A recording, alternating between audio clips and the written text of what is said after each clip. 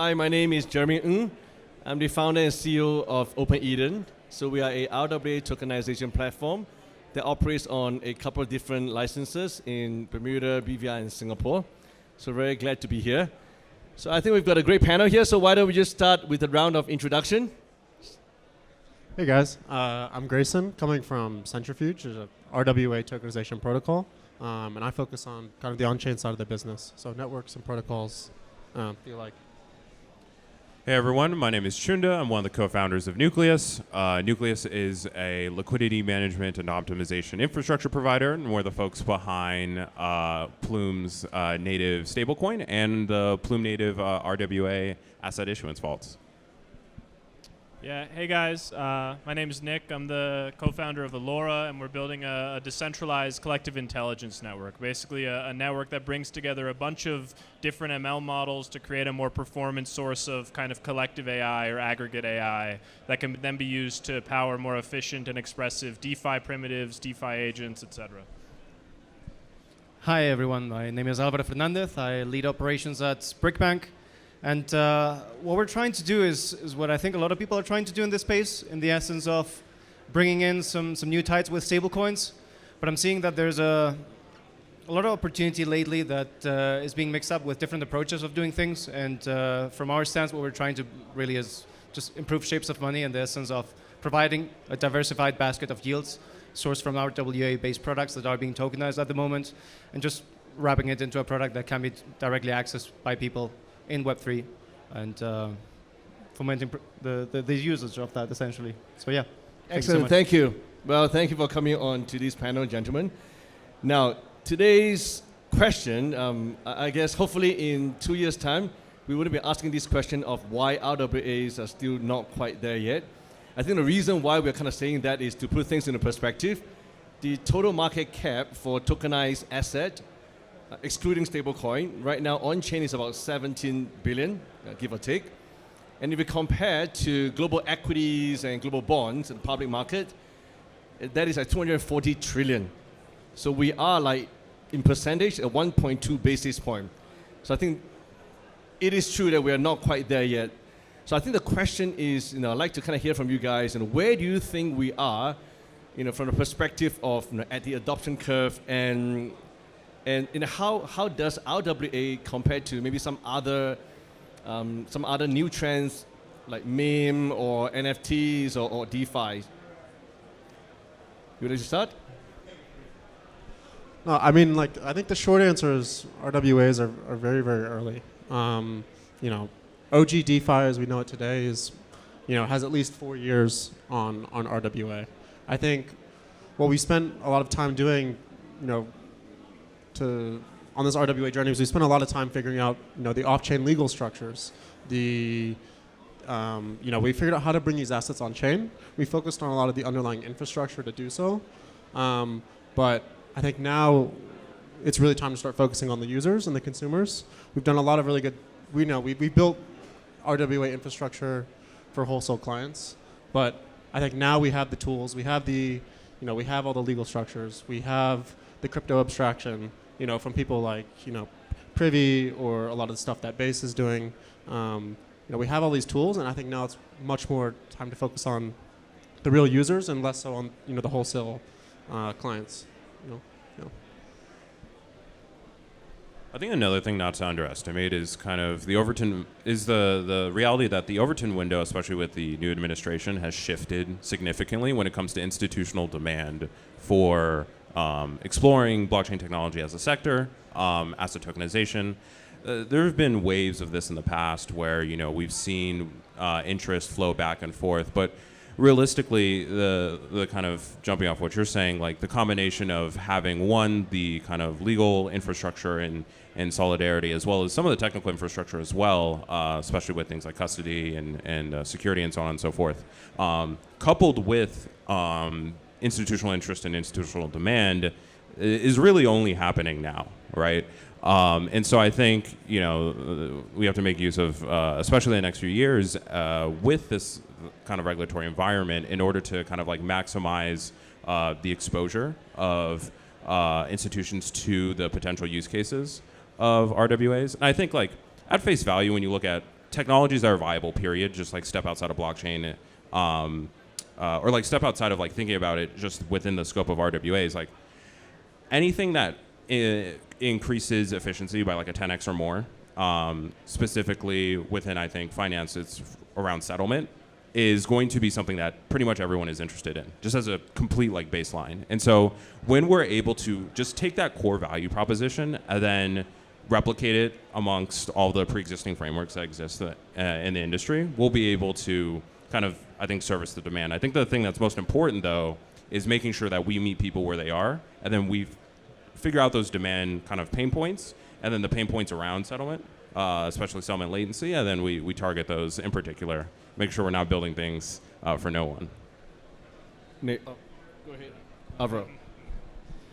Yeah, I mean, I agree completely with what's been said. I think regulatory clarity, I think institutional openness to interacting with assets in a kind of decentralized environment are now coming to fruition. We're seeing a kind of I guess stance towards these things that I think will lead to this exponential growth of their adoption. I think the other aspect here is that where decentralized finance, where sort of crypto rails really shine, in my opinion, is in the long tail of asset sectors, in the kind of sectors of assets that traditional finance not only can't handle efficiently, but can't handle at all. And I think as we see institutional openness, as we see regulatory clarity, we'll start to see this larger universe of long-tail RWAs start to come on chain in a form factor that isn't possible in their kind of traditional counterparts. And so I think that's going to be a big lock for RWAs as well, is by leveraging a more decentralized and efficient financial rails, you can then expand the scope of what assets can be compatible with market environments and how efficiently they can be transacted or speculated upon, et cetera. Yeah. Just a quick question. So how many of you do you consider yourself to be crypto native in this room right now? Raise your hand. A lot, from what I'm seeing. How many of you have touched products like the latest ETFs that came out? Any hands? I just saw one, I think, a bit shy over there. All right. What I'm seeing here is that the vast majority of people are buying those ETFs and those different structured products that are being issued by the BlackRocks and the different institutions at the moment. RWAs are pretty much catering the crypto native product from my point of view.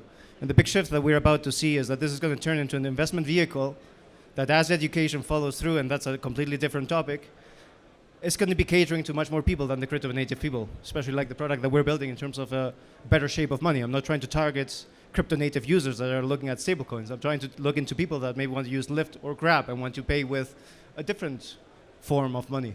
Not only with a USD coin that's not really offering anything else besides inflation, right? So what I'm seeing is that we're just quite early in terms of being able to offer RWAs as a viable investment product to a lot of people outside from our niche. And that's exactly what's changing with the ties that we were just mentioning recently in terms of the, political stance that's been taking over here. But also if I compare this with some of the trends in the industry that you were asking as well, the one that I will retake is actually one from the past, SCOs. 2018, 2019. I'm hearing a lot of similarities. It's just that the tides there were not really favorable.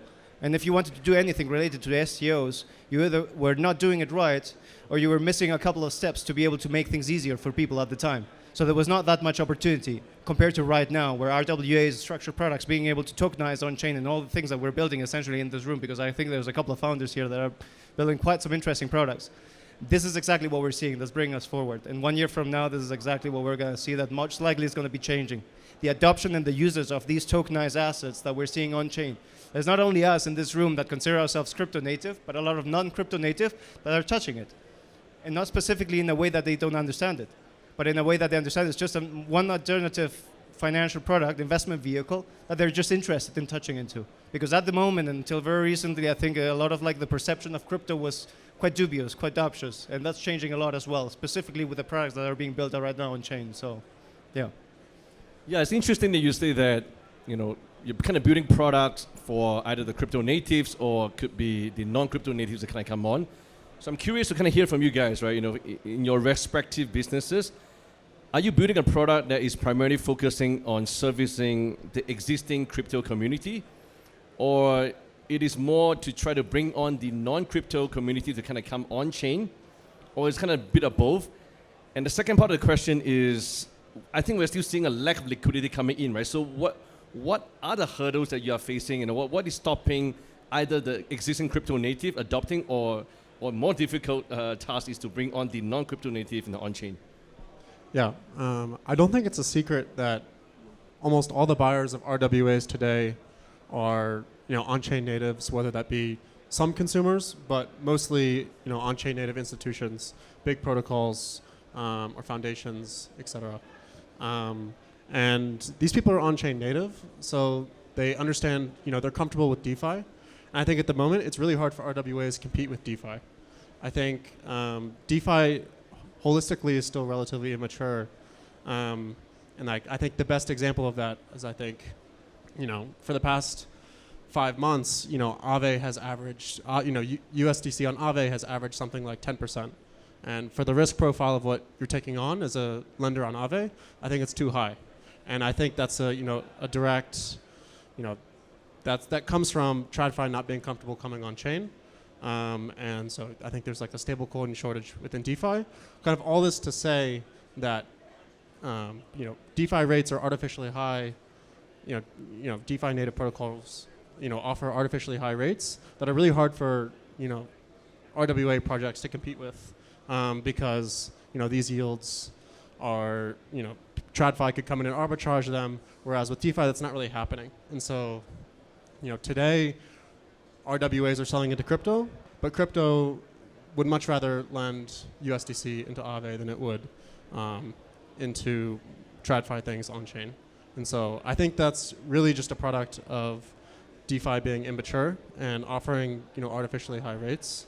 That's one piece. I think, the other piece around how do we get more money into RWAs, I think one of the biggest constraints RWAs have is liquidity on chain. I think there's there's two ways this gets solved. I think one way is crypto native users accept duration in some form. I think that's probably a little less likely in the near future. The other way is you take tokenized assets and you put them into structured products, or you wrap them in various ways, or you package them differently so that they're liquid on chain. I think that's more so what we're seeing, and I think these are the kind of consumer apps that are gonna help drive more money into RWAs essentially. So I think from our perspective, and my perspective as founder of Nucleus in particular, I would frame it this way. We will target, so it's a B2B business, one, infrastructure provider, but we do build structured products, and we think about, okay, like who is the consumer of this structured product, right? We work just as much as partners with our clients as we do just straight service providers. And so the thing that I think about a lot is trying to ask the question, okay, like who is this for? And like, why are we building this using the infrastructure? And specifically with the RWA ecosystem, I think there's a lot of conflation in traditional crypto terminology when we talk about real users and like the greater user base outside of crypto. A lot of people like implicitly mean consumers, like retail consumers. And I think the difference there is that where I see the largest opportunity scale over the next few years is actually going to be onboarding like the shorter tail like institutions with common sense, because there's a lot of inefficiencies in TradFi, right? And if you kind of walk the line around building hybrid on and off-chain infrastructure that uses crypto rails when it's efficient, but inherits like the comfort, security, and familiarity of non-crypto rails for things like settlement, and institutions are okay with latency, and that's fine. In fact, if you can enable under T+1 redemptions for anything, everyone's ecstatic, right? And so when you're trying to kind of walk the needle between, okay, like what is the customer I'm servicing, I think really our personal focus is let's service institutions, and let's kind of meet them in the middle when we build infrastructure for them, when we build structured products for them that fill in the kind of common sense problems that I think we as crypto users take for granted, that a lot of folks in TradFi, when you kind of sit them down and just really walk through like, okay, this is how you're going to make your business 10x better, 10x more efficient, 10x cheaper, it opens doors and it opens eyes. Yeah. for us, I don't think we're really targeting either of the customers in those two categories between crypto native and incoming community. I think what crypto affords us is this open, efficient, decentralized financial rails for a better form of economic coordination. And I think the most deflationary technology and in turn the most efficient and simultaneously the most expressive market participant to exist has formed in AI agents. And so I think as we think about laying the foundation of these more diverse and more robust financial products, structured products, financial coordination rails, et cetera, it's really about optimizing for these kind of instances of more efficient, non-deterministic compute in agents and moving the existing institutions or crypto native users, et cetera, to the fringe of being more passive participants and outsourcing to, again, these much more efficient and robust market participants. And I think that's ultimately kind of the end state of market coordination, how we bridge the kind of state of markets today, the state of RWAs, different financial vehicles or products, towards a greater level of efficiency and ubiquity across all sectors, is give more of the active market participation to these kind of artificial actors as opposed to trying to cater over index on the kind of traditional actors that we've had access to. Yeah, I'm also going to reinforce from an entrepreneurial perspective what you're seeing with the disparities between let's call it the TradFi, the natives, in terms of the go-to-market. As a startup founder or entrepreneur, what you're seeing is I would speak from a first-hand perspective, is a great opportunity in terms of go-to-market to commence in terms of the Web3 environments. I think there's much more opportunity in terms of being able to bootstrap liquidity and different standpoints or parameters that you can take an opportunity on natively, but being able to match the go-to-market, especially if you're targeting a clientele or an audience that is not having the criteria that is more native in the essence of what we were just mentioning and seeing, and the different risk profiles, the different appetites, and the different everythings, is something that you have to very much have into consideration. And that's very much going to change as we see much more adoption into this follow through over the next months, basically, from my point of view. So yeah. Well, Grayson, you kind of mentioned a little bit about the DeFi yield is kind of artificially high, and obviously the natives are so used to kind of high yield kind of products, compared to TradFi, obviously is a lot more reasonable. So how, as you bring on an RWA, as we, right, all bring on RWA products, how do we bridge this chasm, right, or gap of risk appetite between a traditional investors versus a crypto natives? Is it going to be more education to explain to them that in the DeFi world, while the yield is high, but the risk is actually much higher than they would have known or expected?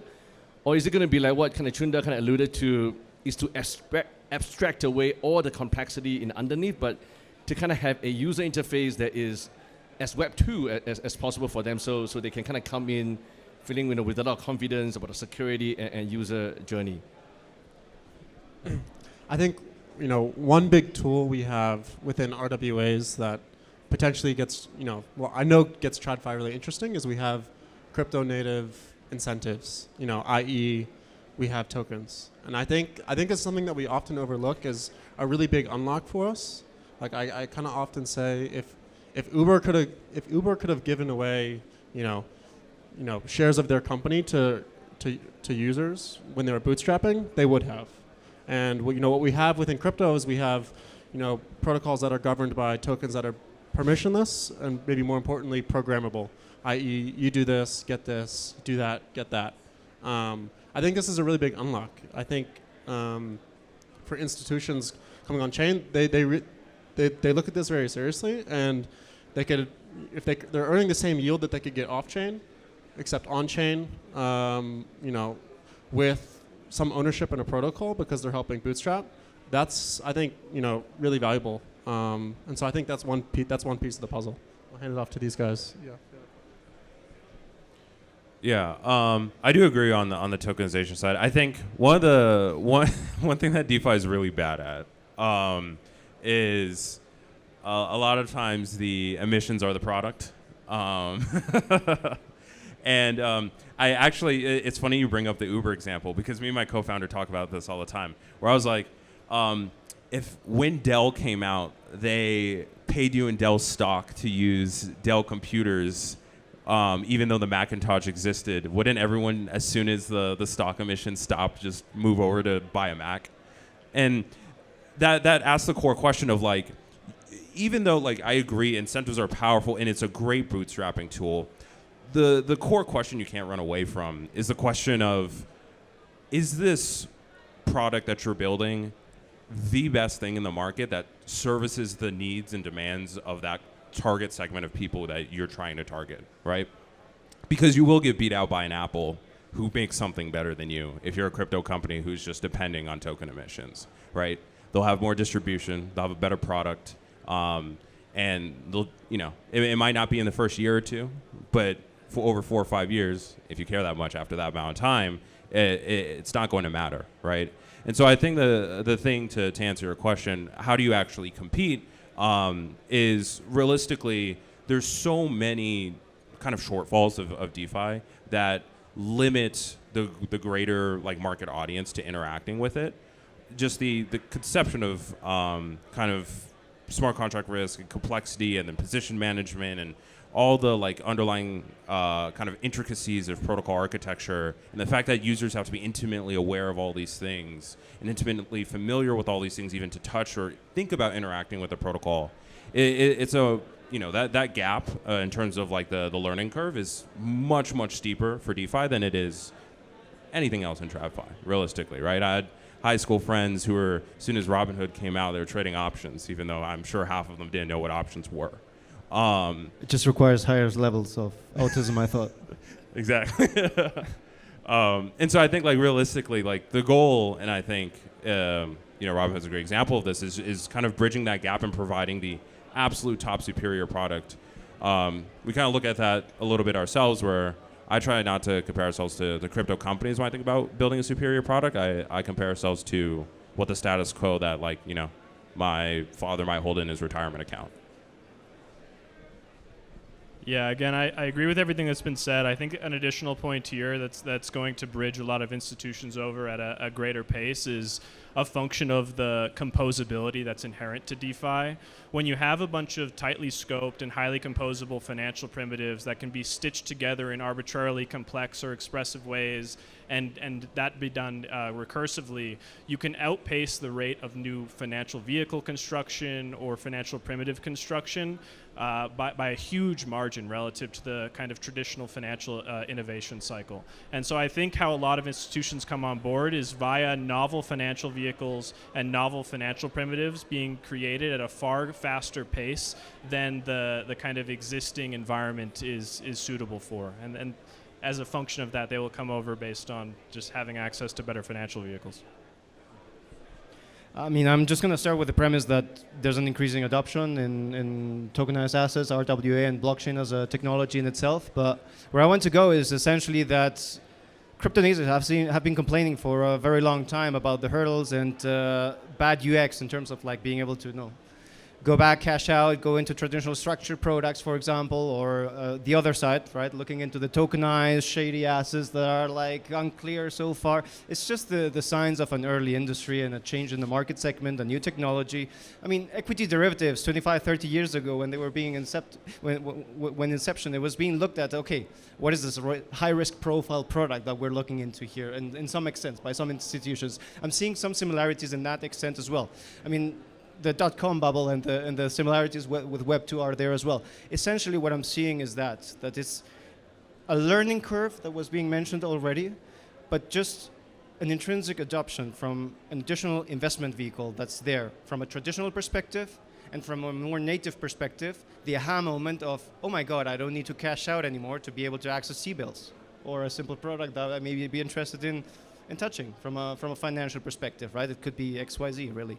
It's a lot of being built at the moment, but that's really what I'm seeing and where we're heading, right? So it's not really trying to mix those risks, it's more trying to mix and match those clienteles and those appetites into a common technology that's providing an interesting approach and solution for both of us, so to speak, because I'm seeing differentiations rather than similarities in these risk profiles and these demands at the moment. So trying to mix them up in the same pot and stirring them up from a go-to-market approach, I think is a bit of a mistake at the moment. I mean, it's really interesting, Evro. I really resonate what you talk about, structured products, in its simple form to kind of get people to understand and then getting them to adopt. Because kind of looking back in the TradFi world where I used to come from, back in 2000 when I was in banking, the first structured product was what they call equity linked note, which is simply selling a vanilla put option. And that was at that time already considered, wow, it is derivatives, it's complex, right, compared to just buying stocks. But you'd be surprised that within about 5 years to 6 years, the amount of engineering in financial products has gone so complex into really complex equities and derivatives. But in a short 5 years, so kind of like we are right now at the really embryonic stage. So the question is next year, if all of us sit here again, what would you think you would have seen that have progressed, or would you have hoped that it would have progressed in the space of RWA adoption? Just to steal the mic here, I think what we're trying to do is to undo some of these complexities that were being brought on the table lately. I mean, these structured products that we're tokenizing may look like a Frankenstein from the outside, but once you understand the logic of the tokenized asset, it's fairly straightforward. And we're trying to take away some of those complexities from those financial derivatives that were being brought on the table, and rather tackling the approach by offering financial literacy to a lot of people, offering a different stance in terms of the approach for accessing the product, right? We're trying to ease the access to that product with the different, product offerings that we're having at the moment with Web3 products. And I think it's a great opportunity. And simplifying all of these in at least way that we can increase the adoption curve, because what I think that was seen in the last 30 years in traditional finance a lot is that it was almost purposefully being made complex so that not everybody can understand it from the plain outside. And you actually have to go to through financial advisories and through a lot of different intermediaries and products. Note intermediaries here that we've been trying to cut down for a long time in crypto, trying to get that increased simplicity as well. So, yeah. Maybe we can go from this way down. Yeah, I think we'll clearly see a lot more institutions, a lot more size come into this sector than has existed historically, largely on the back of a shifting regulatory climate and like a more favorable environment for these types of things to come on chain and for these types of institutions to participate in these kinds of environments, I guess. I think what we'll also start to see a lot of, and I think it's still early, I think these are more esoteric or abstract concepts, but I think we'll start to see a lot of experimentation with the green light and with a more defined path towards real-world asset tokenization around more, I guess, nebulous long-tail assets starting to be tokenized and brought on-chain. Again, these smaller, inherently less efficient sectors of the traditional financial environment that have had a difficult time in attracting any level or achieving any level of market efficiency in the existing environment. And I think moving on chain is going to enable new sets of markets in the long tail to start to emerge. And I think AI is going to compound the kind of rate of acceleration in which a lot of the innovation and progress in sort of more expressive financial infrastructure for RWAs takes place. I think on my end, I'll try to still simply, I think there is the potential for one killer use case to kind of just resonate with folks. I don't mean killer in the sense that has adoption, everyone has an ETF listing for this like structured product or anything like that. But I think there will be something that we can point to as the aha moment for a lot of people in kind of TradFi to kind of look at the RWA space, or like this concept of on-chain tokenization, et cetera, however you want to frame it terminology-wise. To actually point to that and be like, okay, yeah, this was the thing that made me understand. And I don't think that exists now. I don't think there's consensus on a thing that exists for that. I think it's a lot of kind of like an aggregate of knowledge over the past 6, 7, 10 years of folks kind of just looking at the space, seeing the potential, understanding use cases, and generally trying to kind of find a way to fit into the hype. But when ideally next year when we come back here and do this again, I want a lot of other folks who weren't here before to come here and say, yeah, I came here and I understand this because of this one thing that I saw in this past year. Yeah, this time next year, I think we're going to see a lot more interesting things being built on top of RWAs. I think what people don't like to hear is that tokenization holistically moves more at TradFi pace than it does crypto pace, and that's because to tokenize something, you have to deal with so many different things that are just out of your control off chain. Like maybe a fund admin or a transfer agent or custodians, all these different things that you have to deal with. But now, like we've built out a lot of that stuff already. There's good frameworks for how to do it. I think now we enter into more of a phase where things are moving a lot faster, and people have the tools and they can build on top of these tokenized assets. And I think people are going to do a lot of really interesting stuff very quickly that we haven't seen in the past. And then I think, real quickly, I think the last thing that we'll see is, yes, we'll see off-chain assets come on-chain, but I think, to the flip side of that, I think we'll see the best of what DeFi has to offer being distributed off-chain, whether in tokenized or non-tokenized form. I think that's something that's going to be really big next year, and potentially even bigger than off-chain stuff coming on-chain. So, yeah. Very interesting. Maybe one last thing, actually, that I don't think has been talked about a lot, but let me just plant this seed into your heads. Back in the day, USD was backed by the Bretton Woods system by gold. Indirectly, we were touching or tapping into structured products with gold indirectly. What I'm expecting, it also touches on the previous question about intersections between native and TradFi risk appetites.